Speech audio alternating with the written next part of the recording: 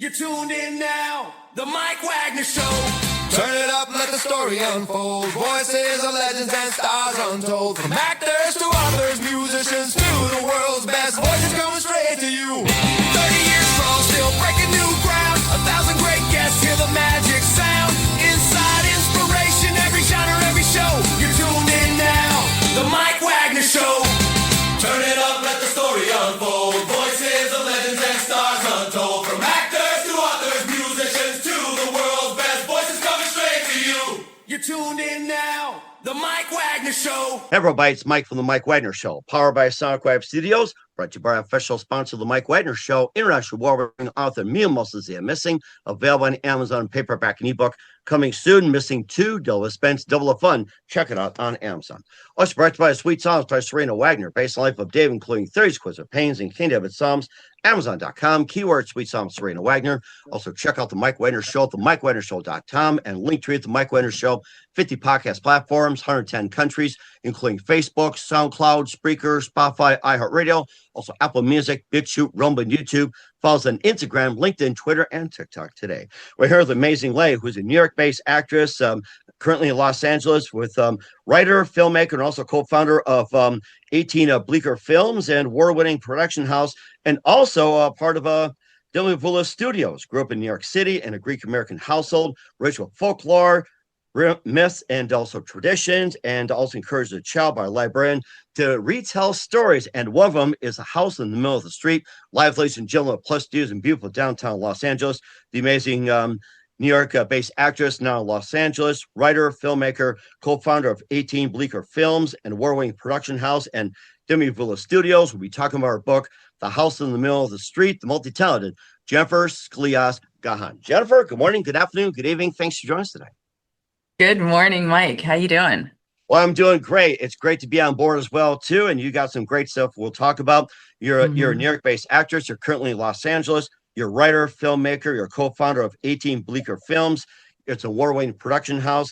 You're also with Dimavula Studios. Hope I got that right. And you grew up in New York City in a Greek-American household, rich with folklore, myths, and a lot of traditions. And you've been encouraged as a child by a librarian to retell favorite stories. And you've been in a number of productions like The Urban Ghost Story, also Data Management, The Louis Log, and you have a book which is a haunting modern fairy tale of inheritance, secrets, and the creature we invite into our lives. The book is called The House in the Middle of the Street. Before I get into that, Jennifer, tell us how you first got started. You got it. Yes, I'm in Los Angeles, actually just visiting. I just got here last night for a book signing for The House in the Middle of the Street at Diesel Bookshop Thursday at 6:30 Pacific time. Okay. How did I get started? Well, I'm an actor. Yes, way back. Way back. Into the time machine, good doctor. Way back, like the TARDIS and Doctor Who. All right, let's go way back. I would say. I'm going to go way back. When I was very young, I actually didn't, you're talking about like 4, 5, 6 years old. I was very quiet and didn't really speak much. And my family actually thought like maybe I had a hearing issue. I grew up in a household with a lot of people, extended Greek family. So I grew up with my grandparents, my mother, my cousins, my aunts, my uncles. So there were a lot of people, and really, I was just fine. I could speak just fine, but I was observing. And my aunt, who lived with me at the time, encouraged me. She took me and she was a brownie leader, like the mini Girl Scouts. Right. And she took me as the mascot and put me in one of their plays.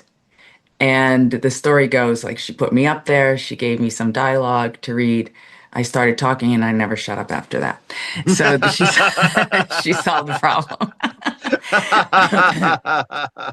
I guess I figured out, that through characters, through stories, I felt a little more comfortable talking about myself. So actually, like, interviews and things like that are a little more nerve-wracking for me than to slip into telling you a story or becoming a character. So I guess that seed was planted, or like I felt that comfortability and that avenue in how to express myself from way back then. And as I got a little older, I read a lot. I definitely got lost in fantasy and books. It was like you talked Mm, about getting let's time travel. I mean, I feel like reading is the best way to time travel and to hmm. travel, period. Um, so I did a lot of reading. I spent a lot of time in the library. Um, I did grow up in a Greek family, so and my mother immigrated here, and actually we didn't have a whole lot of books in the house at all. It was like Oh, cookbook, and there we had a set of encyclopedias, but it wasn't a house with a proper library. And my mother worked all the time. We were working class and trying to live a better life, and my mother always encouraged me, go to the library, use the library. So I did, and the one storybook we had though was the Greek myths, and mm. my uncle gifted me when I was quite young, because he saw that I was interested in reading Hans Christian Andersen's classic collection of fairy tales, which I still have that book today that he gave me. Nice. And I really fell in love with that. And my librarian noticed that I was very interested in that particular book because I would bring it to school, and she said, "Why don't you memorize?" I think I was in second grade. She said, "Why don't you memorize your favorite tale from that collection, Okay. and you can storytell it to the younger kids?" And I did that, and I loved it. And many years went by, and I did a lot of different things, and but ultimately, like that stuck. And I think I always, no matter what I was doing, there was a period where I was a journalist, and I was Oh. always leaning towards storytelling more than like the facts. Hmm. And actually fell into acting in my early 20s. I was working as an assistant producer for a producer as a side job. And he threw me into the film. And I had, It's like, here we go. We need a body, right? yeah. And, and the truth was, it was a secret that I kept that I liked theater and I liked acting, but I didn't mention it because my family was immigrated here and really coming from Greece. And at the time, my mom was fleeing the civil war there. Oh. And, they were coming out of poverty. And you don't come to America, in her opinion, which I understand, to be an artist, stay in Greece for that. You come here to climb a ladder and become a professional and have Hmm. opportunities in education and such. So that wasn't something that my family really encouraged. So once I fell into it, then I started doing it, and one thing led to another, and now, and I'm here. And in the process of the last few decades, I guess almost 10 years ago, Hmm. I created 18 Bleecker Films, and we did a few films through that company, which I think next year there'll be a feature coming out of there. Oh, Um, nice. Okay. and I created Demi Vula Studios really because I wanted to veer away from this very specific style of 18 Bleecker films, um, and go into theater, cinema, books, different kind of producing. So it has a different aesthetic to it, and reaches more media and more Mm. avenues of storytelling. Yeah. That's really interesting. I liked your story of how you came about and getting this venture as well, and going back to you were told to memorize a certain story by Hans Christian Andersen. Which story was that? I was curious. It's The Little Match Girl. Oh, the little match girl, cute. I know. I like to I hear about the little match girl in your short words. You can make it quick if you want. So the little okay. match girl, I like to hear it, or we should. Do you know the story? It's been a while, to be honest with you. I Okay. need to clear some cobwebs out there. We mentioned Han Christian Andersen's like, boy, it's been a while. It's my Yes. microfiche. I can't find it. Yeah, well, it's not one of his most famous. I mean, he's very famous for The Little Mermaid. He has other that are much more famous. But The Little Match Girl is about a very young girl. It's New Year's Eve. Um, and her family is very poor, and her mother sends her out to sell these matches on the street Oh, to make okay. some money. And she is standing outside a restaurant and looks in and sees this magnificent goose at their dinner table and the Oh, people enjoying this New Year's Eve feast. And she's very, very cold. So she takes the chance and she just strikes one match and she warms up. And in that warmth, she sees a fantasy, a dream that she oh, thinks is okay. real. And I won't tell you the ending, but Of course not. We just want to get an idea of it. So we we want have an everybody to read it, of idea, course. yeah, of what happens to her on that night. Okay. And it's not cooking the goose, I'll tell you right now. So, Yeah, so eh, it's a great story. It's a bit tragic, and the mm, way that I understand fairy tales and Greek myths, they're very extreme. You have like archetypal characters, and the end can be stark, but oh, they're yeah. It's not your typical, and they live happily ever after. It's not your typical. right. That's like the Disney version of The Little Mermaid. Because if you read the authentic Little Mermaid, she doesn't end up with the guy. She ends up losing everything. Mm, So, or for instance, I always love this, like Cinderella, when the prince comes to see, goes through the town to see which maiden fits the shoe.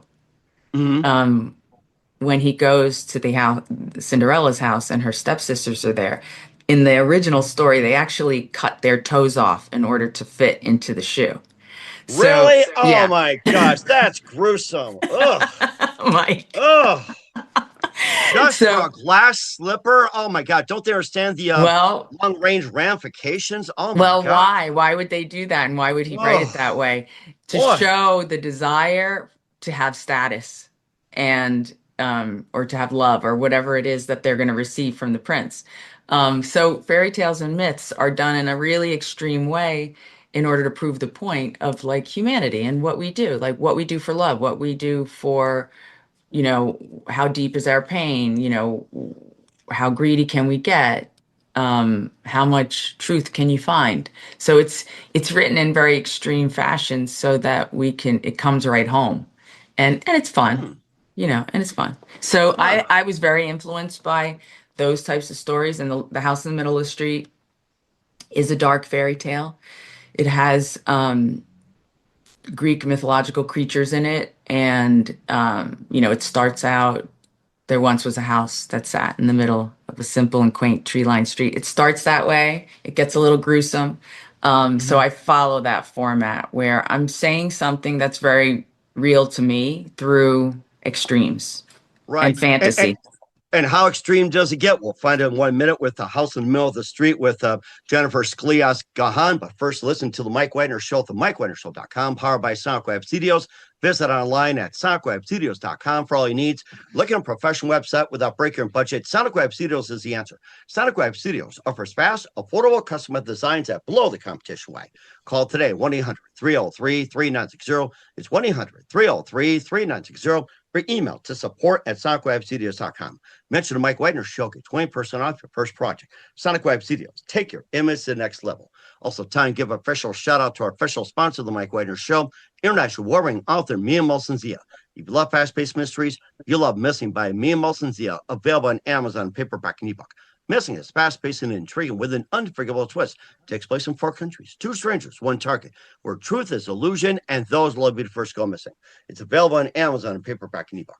Missing by Mia Molson-Zia has garnered great reviews. In Eve 11, endorsed by Howard celebrities, including Joanna Cassidy, Forrest Riley, and many others. So grab your copy today for Girls Missing by Mia Molson-Zia, available on Amazon. Coming soon, Missing 2, Double the Suspense, Double the Fun. Check it out on Amazon.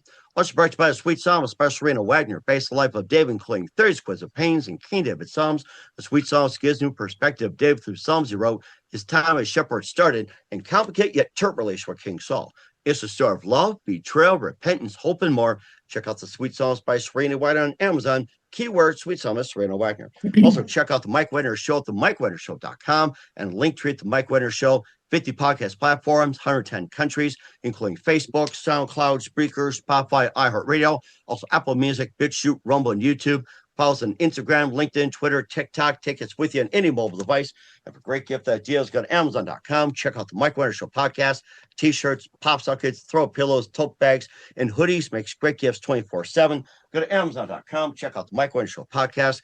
And for more great gift ideas, go to Amazon.com/Mia Molson Zia for great books, merchandise, and more. And support the Mike Wagner Show on Anchor FM, PayPal, themikewagnershow.com, and subscribe on your favorite platform, including YouTube, Spotify, Spreaker, and more. You're here with the amazing multi-talented New York-based actress visiting Los Angeles, writer and filmmaker, co-founder of 18 Bleecker Films, also Demi Vula Studios, Jennifer Sklias-Gahan here on the Mike Wagner Show. Before I get back to House in the Middle of the Street, you did some other works as well, too. We'll cover it really quickly before we get to the book. You did The Urban Ghost Story, Matilda, you won several honors, and also Data Management. So let's talk about those two real quick. Data Management is a sci-fi short, and it's about the world has been taken over, well, is run by AI, and people no longer have to work a 9 to 5. And for some people, that works just fine. They're creative, they know how to organize their day, enjoy their life. And some people, it's just too much time on their hands and there's no structure. So they sign up to go into this modular business where they live a 9 to 5 job. But once in, they don't know that they've entered in. And it is something similar to the concept of Severance, but it was actually out before then. I don't know if you know that TV series. So I play the boss. That's at the office, and I am aware that this is a setup and that people have signed up for this because they need meaning in their life. So it's really about having meaning and purpose and the structure we need, and deception. But it's a great character. She's like a tough boss, and she has a secret. So that's a lot of fun to play. And Matilda is an urban ghost story. You know, it's about a woman who finds herself in a tough situation, and she's visited really by 3 ghosts or creatures that are trying. At first, she's afraid of them, and then she realizes they're trying to help her to see the situation that she's in. So I'll leave it at that. But yeah, they were great. Okay. And plus, you also did the Louise Log and also The Rise of Horror Betsy, and talk about those quickly. The Louise Log was great. That was quite a while ago. Anne Fleurneau wrote it and directed it. And at that time, there were no web series. I think there was one other. So she was really a pioneer in it. And she filmed it in the West Village. I played Ava, also a very fun character, kind of like an egomaniac, who was taking over her sister's house, and it was comedy, but we had a lot of fun doing that. And Anne really was brilliant. I mean, web series really took off after that, but she was one of the first. And I believe like you could still the louiselog.com. I think that you could see all the episodes on it, and it's funny. They're great. And Horror Betsy, I filmed that in Oregon. Okay. That was really a great storyline. Again, it was a ghost story about a woman in 19th century Western frontier who was attacked and left for dead. A young girl comes and finds her by the river and drags her to the cabin and takes care of her until she's better. And then my character, Betsy, gets her rifle and goes out for revenge to track down the people that did this. And that was just a really fun to prepare for. I learned how to use guns. Nice. I rode horses. It was great. I mean, the period is amazing to step into. So Mm. yeah, it was wonderful. It's a good It's ghost story. it's like a lot of fun too. You also were in FBI's Most Wanted. That was fun to do also. That was really fun to do. Played a Italian American who was on the run. Her and her boyfriend were up to no good, and the FBI came and took them away. And she's fighting as they're dragging her out. So that was great. Yeah. It sounded like a lot of fun too, and of course, getting back to the book as well too, the House in Miller Street. It seems like everything ties together. Don't you wish you took all the works you did and also tied into House of Miller Street, which is like a haunting modern fairy tale? Don't you wish you tied into that? Yeah, it was I mean, I like ghost stories and I like um period and fantasy. I just feel like you can easily express for me, like it's very fun to express how I see things, what I notice in life, what I experience through fantasy Okay.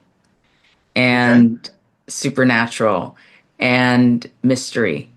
And I'm a huge fan of Greek mythology, and Oh.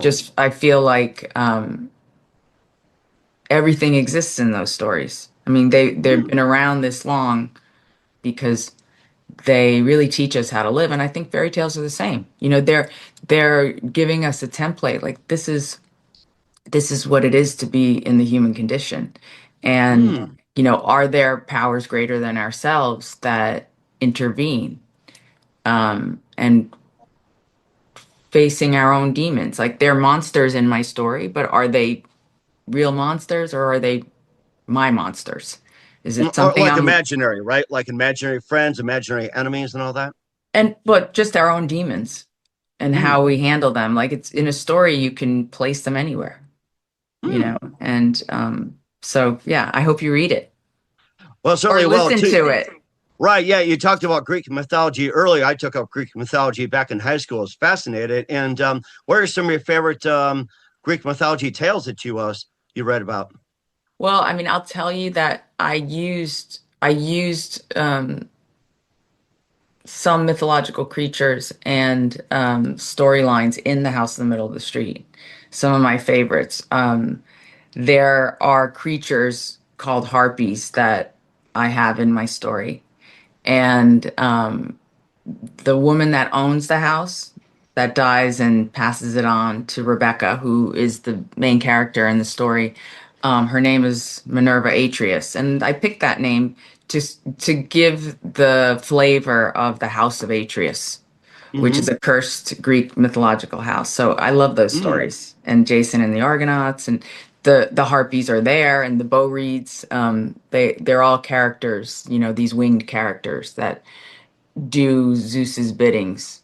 Um, that's the harpies, I believe they call them the hounds of Zeus. Okay. And good and evil.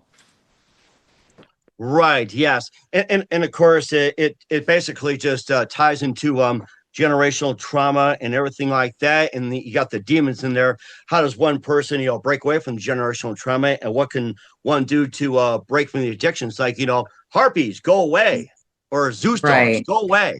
right. Well, without giving away too much about the story, there's the harpies are, as I put them in my book, the creatures of more. They show up and they are emaciated and they are ravenous and they eat and they devour and they are never satisfied. And that you could say that's addiction. Hmm. And then what do we do with it? Do we invite it in? In my story, I do stick with the folklore, which is common, in fairy tales where something evil approaches, but it can't come in unless you invite it. Hmm. So there's things and rules and structures that we do in our lives that actually can protect us. We have choices. So I play with that in the story. Hmm. What power we have and what is ours to do and what isn't ours to do. Right. And it's also based on a couple inheriting an old home, think it's going to be great and everything like that. Hmm. And I guess the thing is what makes them buy a home, how they first get a home, and what was the point they say, hey, this is going to be great, especially when you start buying the home, then they realize it's going to be great, and all of a sudden this happens. What was that point Right. when they think it's going to be great? Right. The Minerva passes away, and then her home is according to her last will and testament, is to be left to her next of kin. Everyone passes it up, and many years go by, and the house sits and sits until someone passes the information, Rebecca's information, to the firm that's handling it. And they Hmm. contact her and her husband and say, "There's this home from your distant relative. Um, it's yours." And the only Oh. thing, yeah, and so and if you would like it and all its belongings, she agrees. She says, "This is wonderful." She's very grateful to receive it. And the firm gives her a letter, and she's told that Minerva insisted that whomever were to take this house and take ownership of it must have this letter and read it. And on the front of the envelope, it says instructions for the keeper of the house. Hmm. Rebecca never opens it, and she never reads Uh-oh. the instructions. Bad So, idea. so on New Year's Eve, she's baking bread, and there's a knock on the door. And I'm going to leave it there. Pretty much it. And we are going to leave her right here. We'll get to more on the house in the middle of the street with Jennifer Sklias-Gahan in just 1 minute. We'll keep you in suspense. You're listening to The Mike Wagner Show at the MikeWagnerShow.com, powered by Sonic Web Studios, brought to you by official sponsor of The Mike Wagner Show, international warring author Mia Moses Missing, the sweet song by Serena Wagner, based life of David, including 30 Quiz of Pains and King David Psalms, Amazon.com, keyword sweet song of Serena Wagner. We'll be back to the multi-talented Jennifer Sklias-Gahan of the house in the middle of the street after this time out. You're tuned in now, The Mike Wagner Show. Hi, this is Mia Mosinzia, also known as Mia No Time for Love. Check out my latest book, Missing, available on Amazon.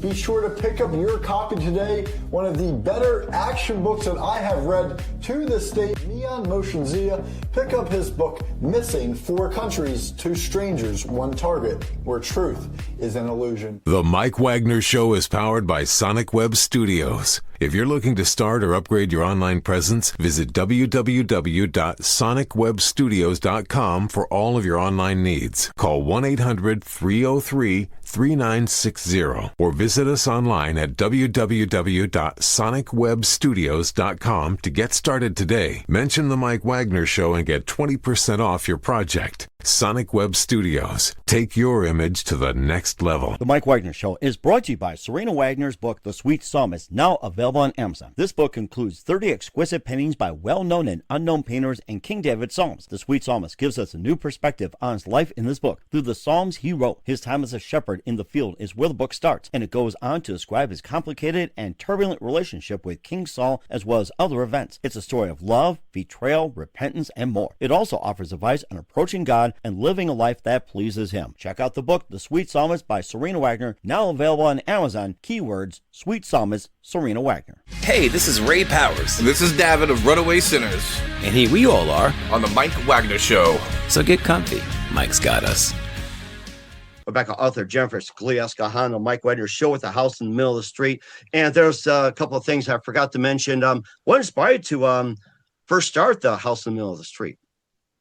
I had written a screenplay, I would say about 8 years ago, which was a larger world in 1836 New York City, and it's very historic fiction. And a few years ago, I was talking to my agent, and she said, I really feel like you should write something, and I know you're writing this screenplay that you kind of put aside, but why don't you bring it back? So really, I had some time, and I started looking through the bits and pieces of writing that I keep and which I'm going to develop and which I might want to make into a film and I had never written a book. And I really just, through her encouragement and her suggestion, just explore some of the stories and see what comes up. And I put time aside. I woke up very early. I guess it was in October, early October. I set my alarm 5 o'clock, got up 5 a.m., sort of got my coffee, sat down, and I decided to just see what happens if I were to just show up for a bunch of hours every morning, because I'm still going to work, so I had to do it early, and see if I explored this storyline, what would come out. And this is what came out of it. So it is connected, and it really just took a life of its own. Originally, at that time, I had thought, I want to narrate it and just put it out as an audio. And one thing led to another. I did lay the audio down, and then made it into a book. And then Rare Bird Publishing connected with me, and we took the audio and they made it into a beautiful vinyl. So it's Nice. gorgeous. Yeah, it's really gorgeous. I've seen the pictures you sent. That was very nice. Yeah, it's such a great way to listen, and it's so artistic and beautiful. And then we have the book. Actually, I have a book right here. Oh, we like to see it. Yep, there's the book. Okay, a little closer for our audience here, viewers. Yes.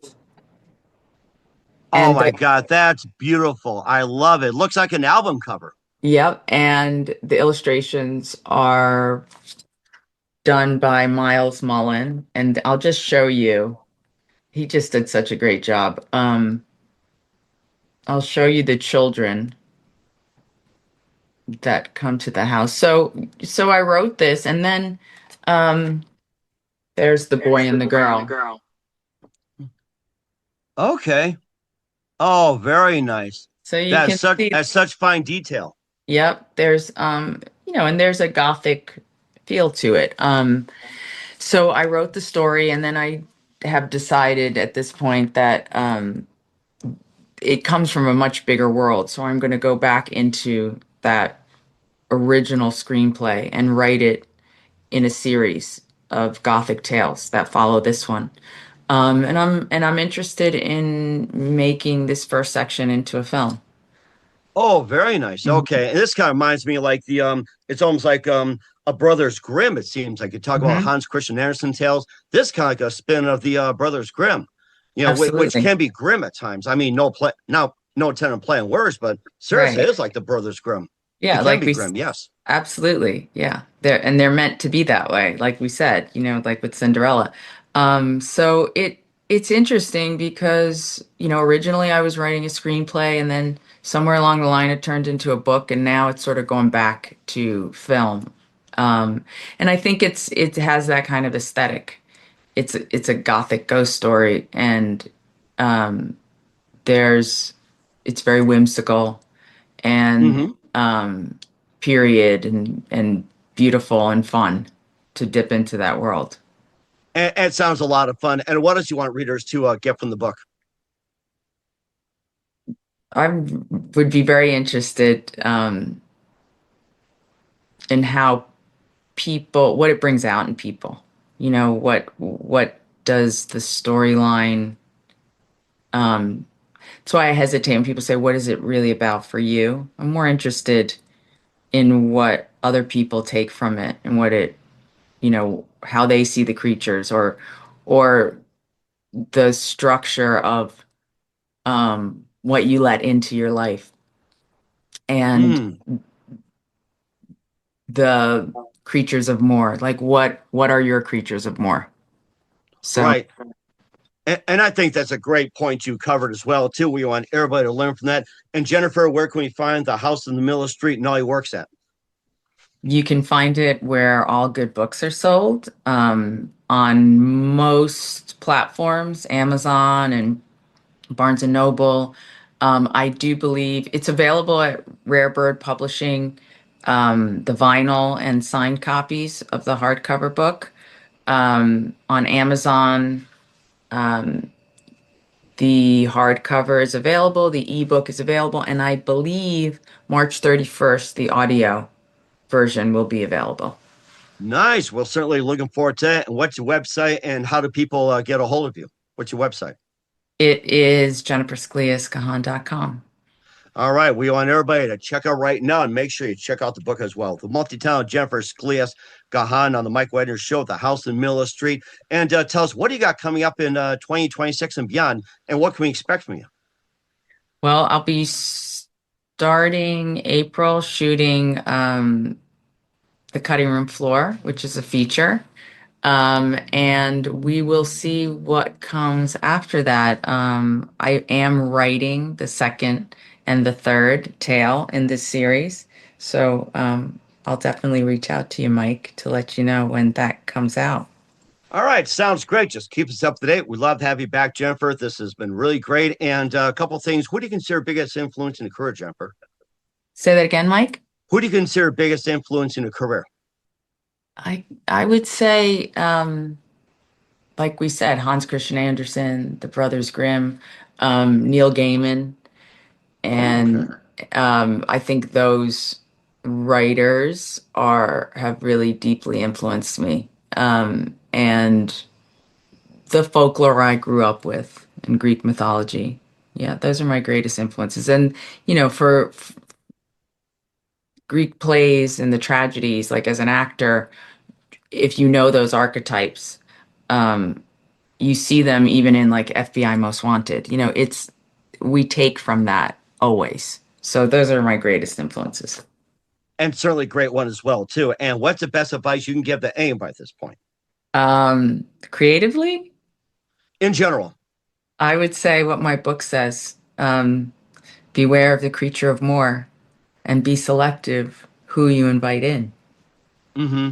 And I think that's the most important lesson we need to understand during these times. Who to let in, who to keep out. I think we really need to keep that in mind. That's really great. We're here at the multi-talented Cheryl. We're at the multi-talented Jennifer Sklias-Gahan of the house in the middle of the street here on the Mike Wagner Show. Jennifer, very big thank you for your time. You've been absolutely amazing. Learned a lot. Looking forward to having you soon. Keep us up to date. Keep in touch. Laugh at you back. What's your website? How do people contact you? Where can people purchase or check out your works? Amazon.com, Rare Bird Publishing for the book. And you can find me at jennifersklias.com. Instagram, Jennifer Sklias-Gahan. And the house in the middle of the street.com. All right. We want everybody to check it out right now. Once again, Jennifer, very big thank you for your time. You've been absolutely fantastic. Looking forward to having you soon. Keep us up to date. Keep in touch. Laugh at you back. We wish all the best. And Jennifer, you definitely have a great future ahead of you. Thanks, Mike. Take care. Hey, Mike, it's Ted DiBiase, the $1 Million Man. I wanted to take this opportunity to congratulate you on completing 30 years in broadcasting and successfully running the Mike Wagner Show. I know that you have interviewed hundreds of celebs on your show and renowned international artists as well. I wish you much success in the future. And just remember, everybody's got a price for the $1 Million Man. The Mike Wagner Show is powered by Sonic Web Studios. If you're looking to start or upgrade your online presence, visit www.sonicwebstudios.com for all of your online needs. Call 1-800-303-3960 or visit us online at www.sonicwebstudios.com to get started today. Mention the Mike Wagner Show and get 20% off your project. Sonic Web Studios. Take your image to the next level. It's really a good book. Very surprising. Never metaphor I didn't like, especially in this book. Missing by Mian Mosensia, international in scope, vastly entertaining, full of surprises. I suggest you get it. The Mike Wagner Show is brought to you by Serena Wagner's book, The Sweet Psalmist, now available on Amazon. This book includes 30 exquisite paintings by well-known and unknown painters and King David Psalms. The Sweet Psalmist gives us a new perspective on his life in this book. Through the Psalms he wrote, his time as a shepherd in the field is where the book starts, and it goes on to describe his complicated and turbulent relationship with King Saul as well as other events. It's a story of love, betrayal, repentance, and more. It also offers advice on approaching God and living a life that pleases him. Check out the book, The Sweet Psalmist by Serena Wagner, now available on Amazon. Keywords, Sweet Psalmist, Serena Wagner. You're tuned in now, the Mike Wagner Show. Turn it up, let the story unfold. Voices of legends and stars untold. From actors to authors, musicians to the world's best voices coming straight to you. 30 years strong, still breaking new ground. 1,000 great guests, hear the magic sound. Inside inspiration, every genre, every show. You're tuned in now, the Mike Wagner Show.